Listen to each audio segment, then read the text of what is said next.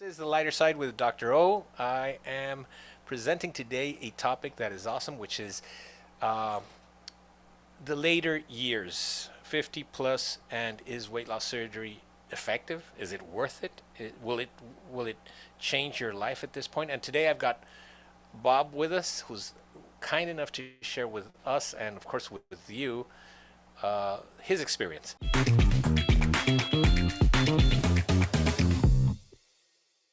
Bob, it took you what eight? It's been 8 months, and how much have you lost? I'm down 140 pounds. Wow. Now, is it as bad as it sounds? Like 140 pounds? You must have not eaten anything. You must have starved yourself. Tell us about your experience with having weight loss surgery. Well, let's go back to the beginning. Anybody who's watched the saga of the Shipleys on the OCC support page and everywhere else knows that I'm the fourth member of my family. My eating was out of control. And I think I did a post, my first post, showing what I looked like before and what I look like today. I was literally killing myself with food. It was a slow death. But if you ever notice, Dr. Ortiz, you don't see any fat old people. You just don't. So my family sat me down and said, I think it was in June of last year, and they said that I should do it, and I did it. I signed up for it, because of COVID and stuff. We had one delay in the surgery. We ended up doing it in late January, rest post-surgery. Yeah, it's not easy in the sense of restructuring your diet. So part of what I love about OCC is it's not just come on down to TJ and we'll operate on you. And in fact, I read Al Roker's book, Never Going Back. And if you read that book, it's kind of scary because the day before his surgery or 2 days, he binged, which we would never do on the OCC program. So by the time surgery occurs, I'm off of sugars. I'm off of carbs. Bad, although the last 2 weeks before surgery, as anybody will tell you, is a little tough because you're on the all liquid plan. And then 2 weeks after, it's a little tough. You get a little edgy. And I came down alone to get mine done because of the COVID restrictions. But it was worth it. It was every bit worth it. And any time that I got a little low on willpower, I said, this is like undergoing cancer surgery, because those of us who struggle with obesity are going to die from our disease. It will happen if we don't fix it.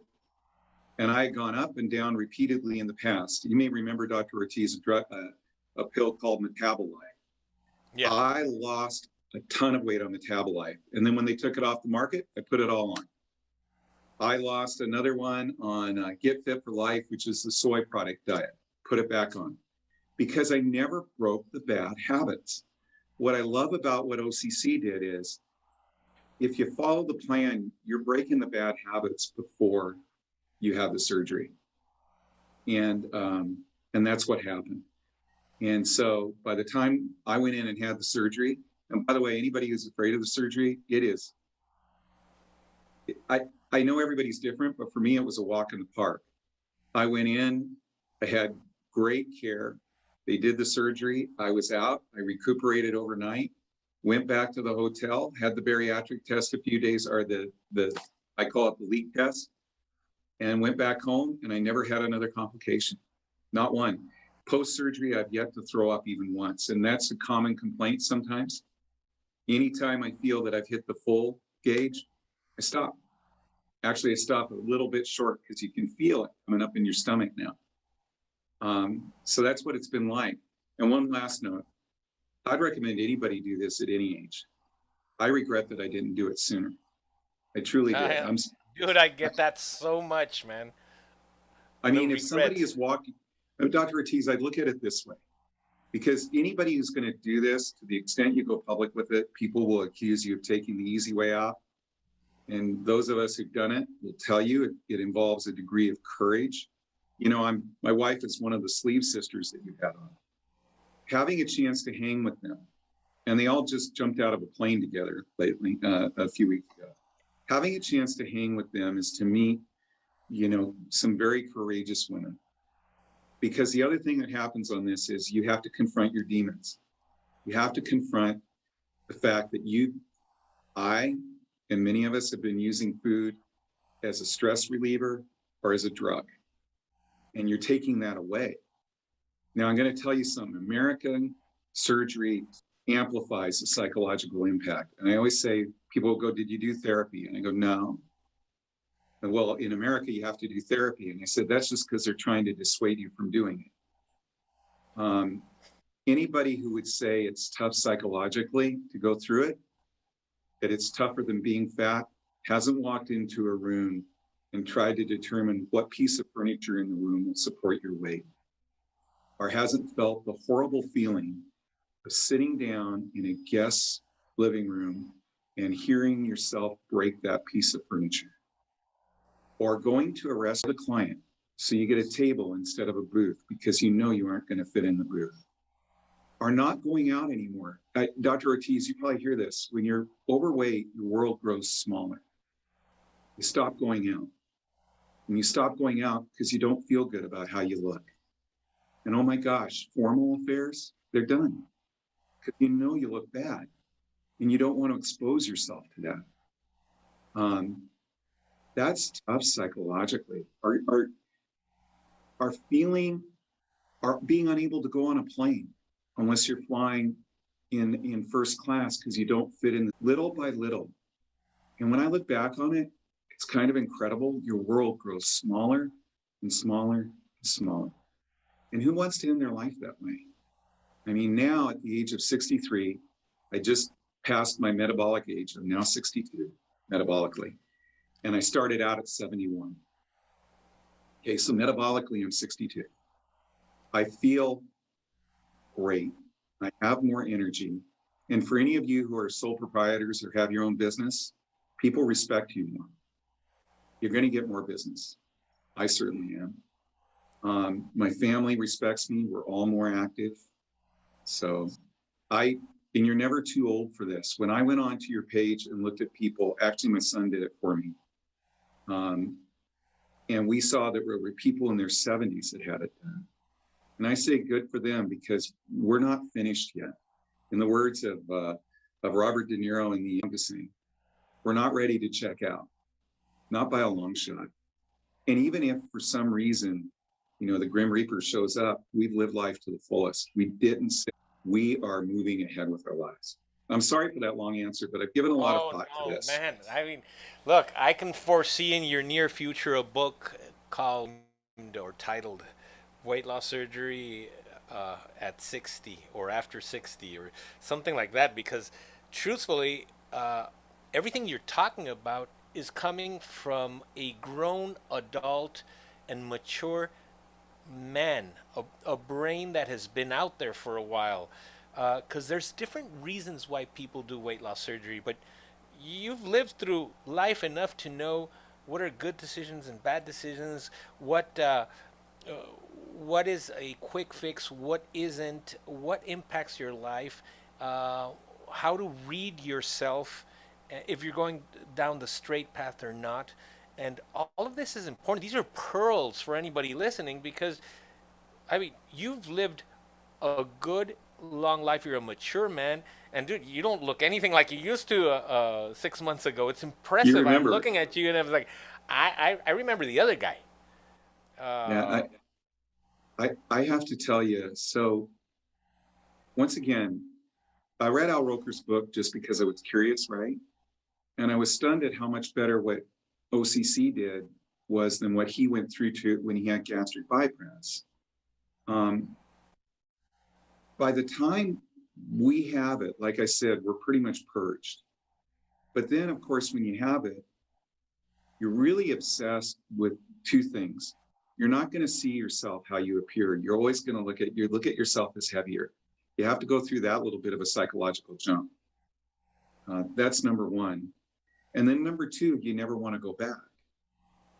And so there are triggers that I watch out for. When I'm super stressed, I know I need to keep up my exercise routine. I know that you can't binge, guys. There's an off switch inside you. And let me tell you, you pay the price if you do that. There's an internal control, but also you gain that control and there's a sense of pride I was sitting next to a guy on the plane 2 days ago, and he sat and he was a little bit like I was, and he's wolfing down carbs, and he's jacked up. Oh, that's another thing. You realize after the surgery how jacked up you were on sugar and carbs. Yeah. Okay, so you're calmer. You're a lot calmer. And suddenly you look at yourself and you go, well, if I could do this, maybe I could do that. Maybe I could do another thing. Maybe we can conquer other things in our life. But I really want people to understand who are thinking of this. If we don't think twice about having cancer surgery, we really don't. We don't think twice about having our appendix out because we know if we leave the appendix in, it'll burst and we'll die. This surgery can save your life. It will save your life. In But you got more in to, more ways than one, right? yeah, Because quality of life, yeah, quality of life, length of life. Um, you know, there's just so many good things that happened in my life because of this surgery. And John Wooden once had a saying. They asked him once, was it easy to get to the top? He was the coach of UCLA basketball, won 10 championships. And he said it wasn't easy. And then he said, but what things that are worthwhile in life are? So you look at this and you think, well, how could I afford to take the time off? I did. How could I afford? I worked for myself to take this time off and do it. And then I thought, well, you're going to have to sooner or later if you keep up on this road. Then you go, well, don't I have the willpower? Willpower psychologically is a limited, and you know this, Dr. Ortiz, it's a limited resource. So for a person who's self-employed, you're using a lot of willpower to go to work every day, to do the things you need to do. And it is a scientific fact that you can deplete willpower working on some things.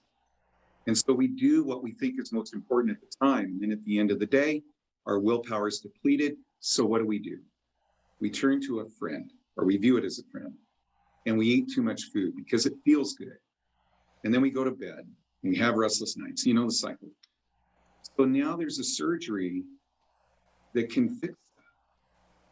You wouldn't say to somebody who has cancer, well, don't do the surgery. That's the easy way out. You should do some natural remedies first. You would say, man, have the cancer, save your life. So if people are out there, I urge them to confront their lives and think about it. And it's not easy, but it beats the alternative. And coming to Mexico was the best thing we did. Coming to your clinic in Mexico was the best thing we did. You care, you're there for us. Quality of people is wonderful. The care is phenomenal. And you check up on us afterwards. If we run into trouble, you're there for us. It's a remarkably good experience. But anybody who looks in Mexico knows there are clinics that will just say, come on down, we'll do it tomorrow. And we saw people in our hotel binging out 2 days before their surgery or the day before their surgery. And here we were, all the OCC people at a table having our broth, following the rules. But it's because of those rules and because of the way you treat the pre-op diet and the need to meet a threshold weight that you sold me on your credibility. So I'm talking too much, but no, you're not. Hey, you're making my job easy because yeah. uh, it's like sometimes I have to dig in a little bit more. But you've got it. You have got it down so well, and including that part you're talking about cancer. Of course, with cancer, you know the outcome. If especially if it needs surgery, if you don't do it, you're gonna die. Uh, with obesity and metabolic disease, it's exactly the same thing. 7 out of 10 people we know are going to die from metabolic syndrome. 7 out of 10. That's the statistics. Half of them, half of that 7 are going to die from a heart attack, and the other half from cancer, and the rest from dementia, Alzheimer's. These are all related to the same disease, and your metabolic age, though at 62, 1 year younger now, I mean, you've gone down 10 years, it's going to keep on creeping lower and lower and lower, and it's only going to get better as time goes by. And as long as you keep to those fundamentals that, yes, it's all about education as well, but it's a lot easier to learn what you need to learn when you're close to your weight loss goal or at your weight loss goal or the weight is melting, and you say, all right, carbs are not my friends, especially sugars and processed foods. Yeah, they're not my friends, though I thought they were. And suddenly exercise is your friend. So all these things in the way you've put them, I mean, please, I don't know if you write, but you should write a book because you've put it down so well structured that anybody, I don't care if it's Stephen at a very young age, or your wife, Mindy, at more or less a little bit less than your age, maybe, but people will relate to what you're saying. So, will you write a book for us? I may. I've got my hands full paying for the, I got a life, right? But here's the thing, and this is why I felt so strongly about going on. Because if you know, because our family is so well acquainted to you, I stayed off the page, and because I wanted to think about all this, I wanted to read Al Roker's book. But then it hit me that maybe, just maybe, in our interview or in my story, we might be able to convince. And men, I think, are somewhat slower to admit these issues than women, although I don't want to be sexist. But as men, we're tough, we're stoic. Of course, we have the willpower. We insist on doing it on your own. And pretty soon you open your eyes and you're in your 40s. And pretty soon you open your eyes and you're in your 50s. And then life goes on and you're like me, 63. And you realize it isn't happening.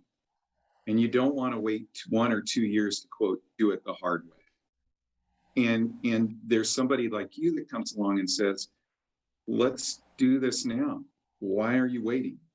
And boy, I want to say the surgery was amazing.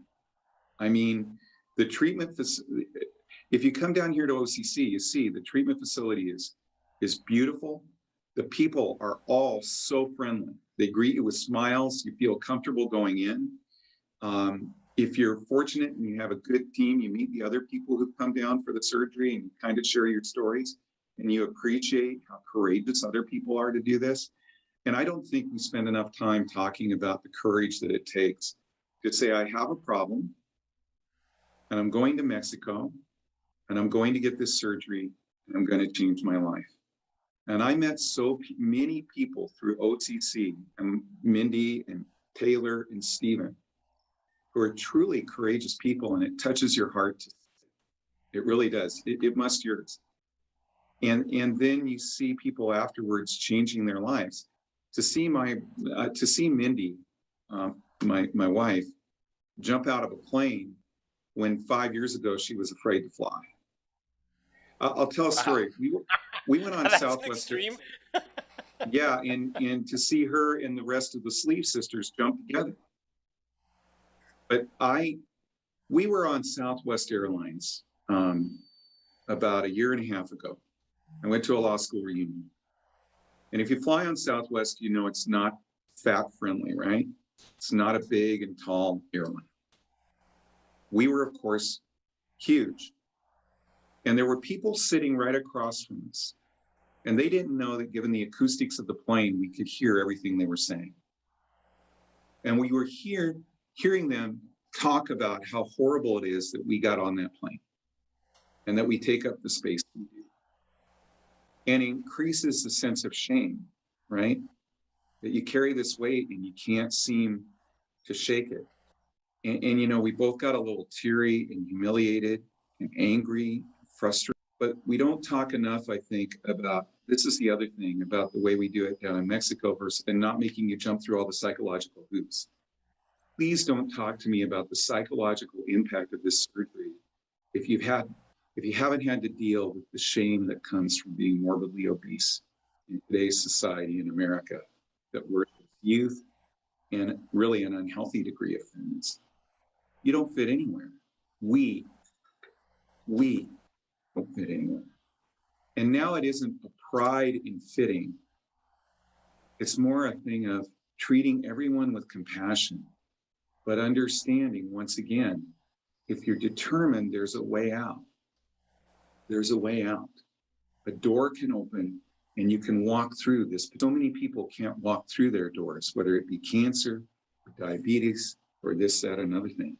But those of us who had to deal with the shame of being morbidly obese, we can open the door. We can walk into another world. We can bathe in the sunlight. We can go to a pool without being embarrassed. And we can just live our lives and not have to put up with the stares. Have you thought about that? I mean, those of us who are fat, and for me, it was morbidly obese, put up with the stares of other people. It happens so often. I mean, they'll just stare at you. That's cycle prop out the dependency on food to kick that prop out.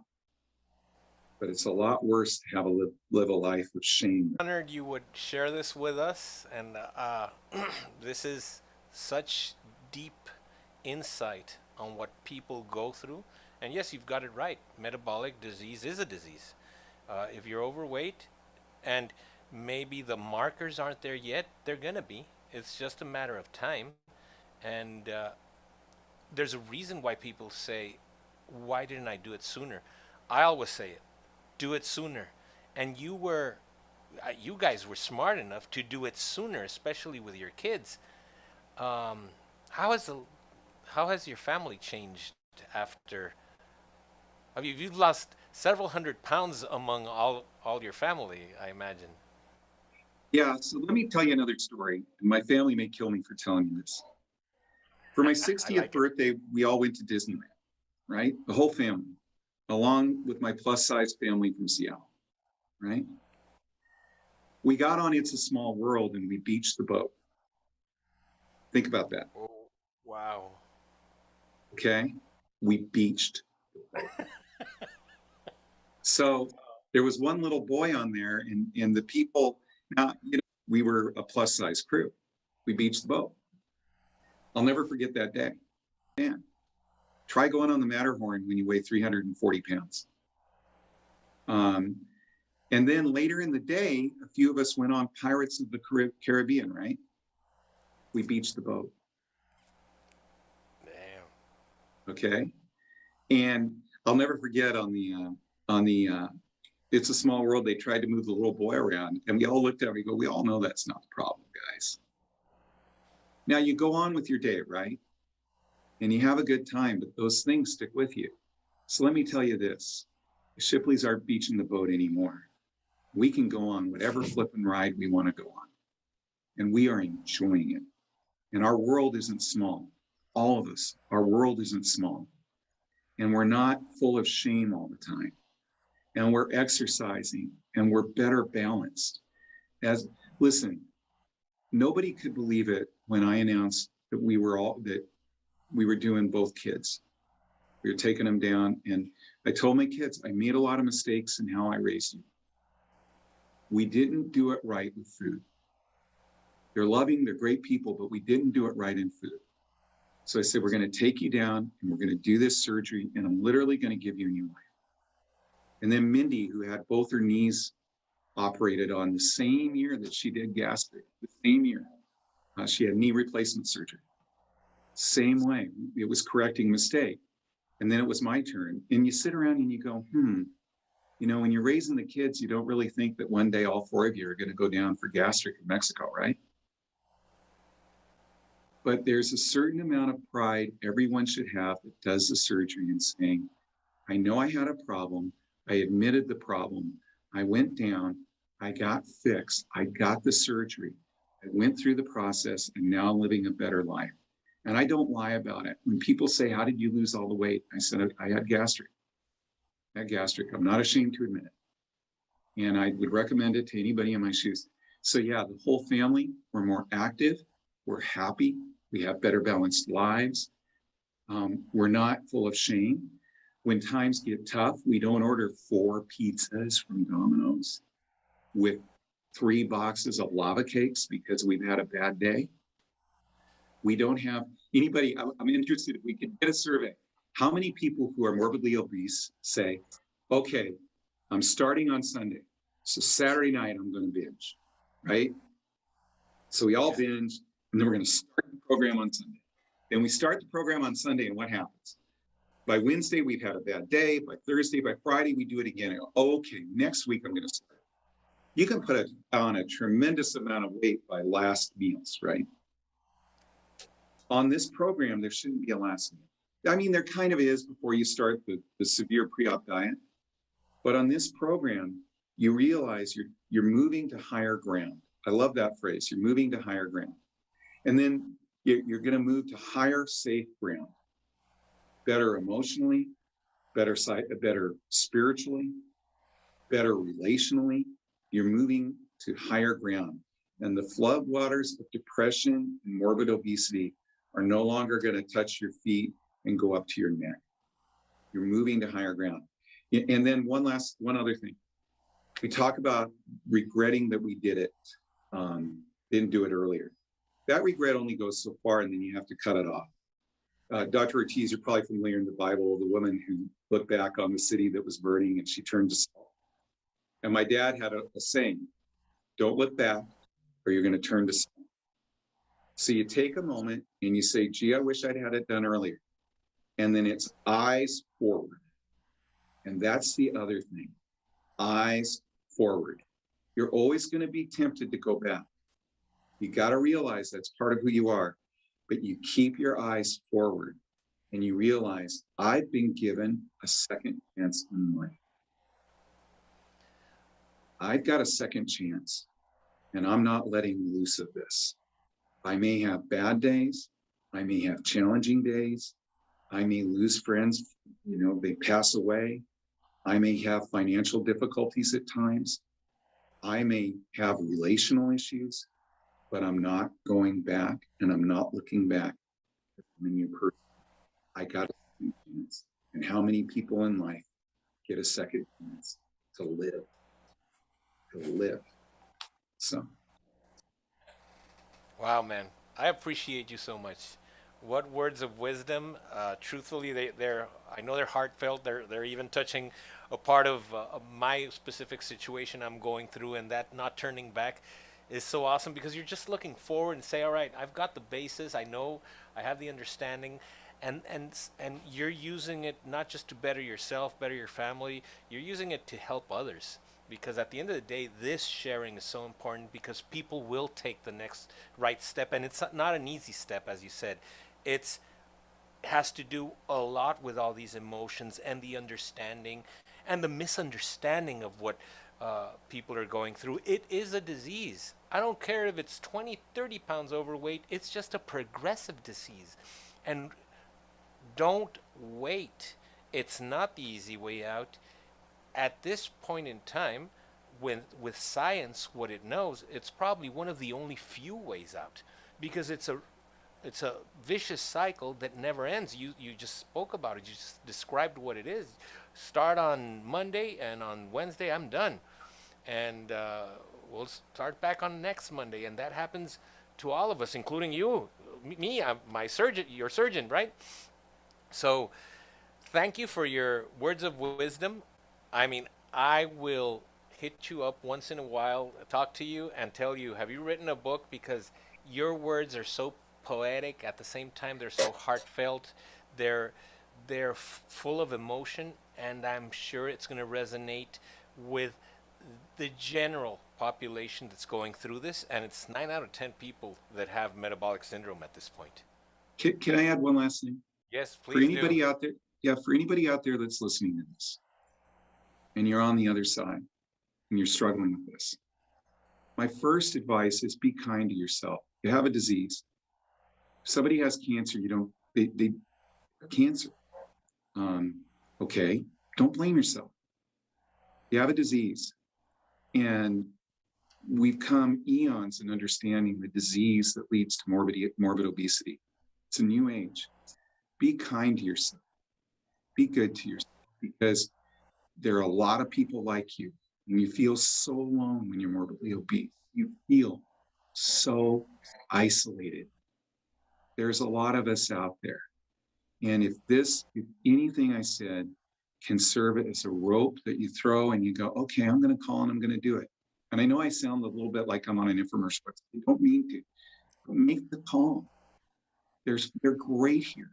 They are absolutely great. They'll call you back. They'll get in touch with you. They'll check in with you. It's not that hard to pick up the phone and make the call. And once you make the call, and once you schedule it, and once you get on the program, you're already going to start to feel better. But be good and be kind to yourself. Treat yourself as if you were outside yourself, looking at someone like you saying, come on, you've had a tough go. We've all had tough goes. Everybody who comes down to OCC has had challenges. They all have touching stories. You come down here and you meet them. Everybody has a story. And what they've confronted in life often, it's very humbling to hear, which makes the decision all the more admirable. So I encourage you to make the admirable decision. You feel better the minute you make the call.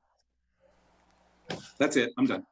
My friend, I'm so blessed to be able to bless others a little bit with what where God put me to do my work, my calling. So, thank you for sharing. This is incredible. We're going to promote it everywhere.